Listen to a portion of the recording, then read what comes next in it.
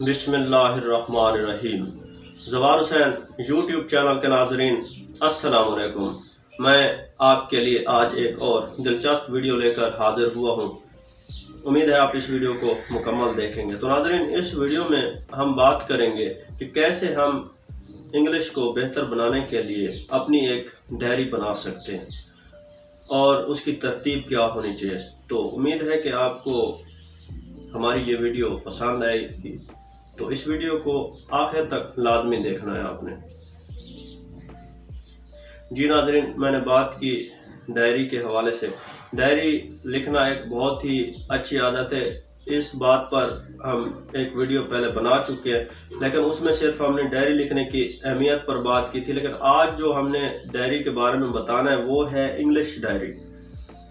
एक उस्ताद हो या तालिब इल्म, उसे चाहिए कि वो डायरी लिखता रहे। डायरी जो है वो उसे बहुत ज़्यादा फ़ायदा पहुंचाएगी। अगर तालिब इल्म है, वो कुछ सीखना चाहता है, इंग्लिश सीखना चाहता है, तो उसे चाहिए कि रोज़ाना की बुनियाद पर जितने भी अल्फाज वो सीखता है तो उसे चाहिए कि वो तरतीब से लिखता जाए। और उस्ताद की ज़िम्मेदारी तो वैसे भी बहुत ज़्यादा होती है। तो इस वीडियो में मैं बात करने वाला हूँ उस्ताद के बारे में कि उस्ताद को अपनी इंग्लिश की डायरी कैसे बनानी चाहिए। तो एक उस्ताद जो इंग्लिश पढ़ाता है उससे तो ज़्यादा अल्फाज की ज़रूरत होती है। हर टॉपिक के मुतल्लिक़ उसे कोशिश करनी चाहिए कम से कम 30 से 40 अल्फाज उसके पास होने चाहिए। मिसाल के तौर पर हम पेशों के बारे में बात करते हैं, तो अब जो उस्ताद है अगर उससे कोई पूछे कि कितने पेश हैं और उनकी अंग्रेज़ी, अब उर्दू में तो हो सकता है हम बता दें, लेकिन उनकी इंग्लिश ना आती। उसकी वजह यह है कि हमने अपने पास पहले से मवाद जमा नहीं किया होता। तो इसी तरह और भी टॉपिक्स जैसे जैसे मिलते जाएं, जैसे फलों के नाम, इसी तरह हर टॉपिक के ऊपर कम से कम 30 से 40 अल्फाज अगर एक टीचर है वो लिख लेता है अपने पास, तो उसके पास काफ़ी सारा ज़ख़ीरा हो जाएगा। और एक महीने में कम से कम अगर रोज़ाना 30 अल्फाज भी लिखे जाए हर टॉपिक के मुतल्लिक़, रोज़मर्रा ज़िंदगी के इस्तेमाल के मुतल्लिक़ रोज़ाना के 30 अल्फाज लिखे, तो महीने में ये कितने हो जाते हैं?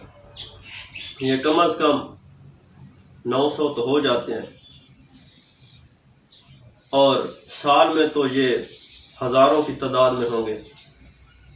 तो इसी तरह टीचर को चाहिए कि वो अपनी एक डिक्शनरी बनाए, उसमें वो अल्फाज लेकर आए जो उसकी ज़रूरत हो, मौजूदा ज़माने की ज़रूरत हो। और लोग पूछते भी हैं, सवालात भी करते हैं, इंग्लिश पूछ लेते हैं और हमें फिर उनके अल्फाज पता नहीं होते। उर्दू तो आती होती, इंग्लिश नहीं आती। तो इसकी सबसे बड़ी जो है मिसाल हमारी मौजूदा ज़माने की नस्लें, अगर उनसे पूछा जाए तो डिग्री होने के बावजूद इल्म नहीं होता।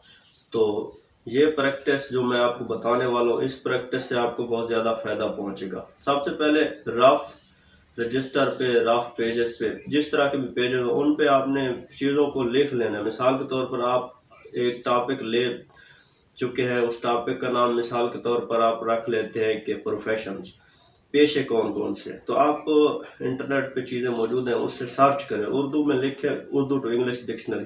जब उसमें से आप अल्फाज तलाश करेंगे तो आप उधर नोट करते जाएं। रोज़ाना की बुनियाद पर हर टॉपिक जो आपको लगता है कि उसके बारे में आपके पास अल्फाज की कमी है, तो उसको लिखें, डायरी पे तरतीब देते जाएं। पहले आपने रफ पे बनाना है, फिर उसे जब आपको मुकम्मल आपके नोट्स जब तैयार हो जाए तो उसे फिर डायरी के ऊपर लिखना है। जब आप डायरी पर लिख लेंगे, इसी तरह आपके टॉपिक्स तैयार होते जाएंगे। हर टॉपिक्स पर आपके पास इल्म होगा, आपके पास ज़ख़ीरा अल्फाज होगा।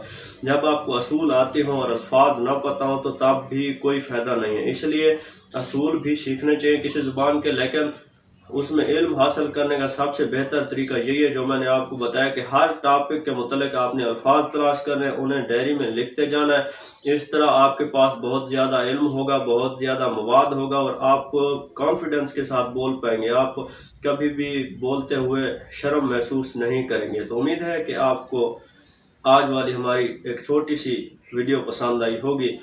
मज़ीद वीडियोज़ के लिए देखते रहिए ज़वार हुसैन यूट्यूब चैनल।